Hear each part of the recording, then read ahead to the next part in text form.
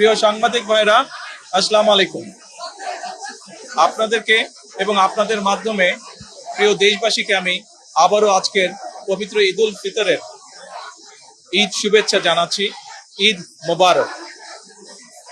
বহু বছর পরে আল্লাহ রাব্বুল আলামিনের ইচ্ছায়, বাংলাদেশের মানুষের দোয়ায় আমি এবং আমার পরিবার দেশের মাটিতে দেশের মানুষের সাথে ঈদ পালন করতে সক্ষম হয়েছি। তার জন্য আমি প্রথমেই আল্লাহ রাব্বুল আলামিন দরবারে শুকরিয়া আদায় করছি। নেক নিয়তে বরকতময় হোক আপনার টাকা। ইউসিবি ইসলামিক ব্যাংকিং একটি পরিপূর্ণ ইসলামিক ব্যাংকিং ব্যবস্থা। আমি এই দেশের একজন নাগরিক হিসাবে আল্লাহ রাব্বুল আলামিনের কাছে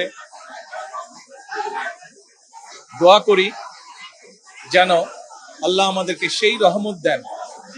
আজ এই ঈদে বাংলাদেশের মানুষ যতটা নির্বিঘ্নে বা যতটা শান্তিতে ঈদ উদযাপন করতে সক্ষম হয়েছে, ইনশাল্লাহ ভবিষ্যতের ঈদগুলোতে যেন আরো বেশি শান্তিপূর্ণভাবে আমরা ঈদ উদযাপন করতে সক্ষম হই, দেশের সকল শ্রেণী পেশার মানুষকে সাথে নিয়ে।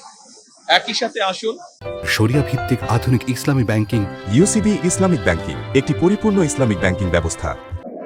এই ঈদে আল্লাহ রাব্বুল আলামিনের কাছে আমরা রহমত চাই, যেন আল্লাহ আমাদেরকে সেই রহমত দেন যাতে করে আমরা বাংলাদেশের মানুষের সেই প্রত্যাশিত সেই বাংলাদেশকে ধীরে ধীরে গড়ে তুলতে পারি।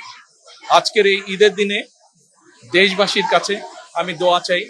একই সাথে দেশবাসীর কাছে আমি অনুরোধ জানাবো যে আপনাদের সহযোগিতা যদি থাকে, ইনশাল্লাহ আপনাদের এই নির্বাচিত সরকার দেশকে আপনাদের চাওয়া অনুযায়ী দেশ গঠনের কাজে সর্বোচ্চ শক্তি দিয়ে চেষ্টা চালিয়ে যাবে।